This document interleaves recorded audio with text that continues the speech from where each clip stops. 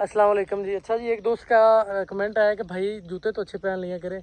मेरे प्यारे भाई, जूते मैंने कई दफ़ा लिए। जब जंगल जाता हूँ तो आपको दिखाता हूँ क्या हालत होती है। अभी मैं एक जगह पे पाँव रखा है तो आपको चेक करवा देता हूँ कि हमारी क्या हालत होती है। तो कोई जूते भी इतनी देर टिक नहीं सकते। ये चेक करें ज़रा,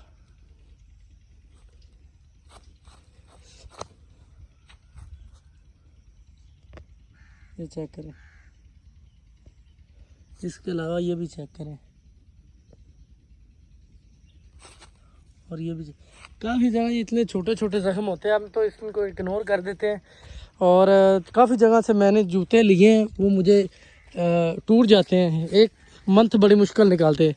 अगर आप भाइयों की नज़र में अगर कोई अच्छे शूज़ वगैरह हों तो मुझे बताइएगा, मैं वहाँ से लेता हूँ, तो जो कि मेरे कुछ 4-5 मंथ निकल जाए। अदरवाइज़ मैंने जहाँ से भी लिए हैं ना, एक मंथ से मेरे कभी ज़्यादा नहीं निकले।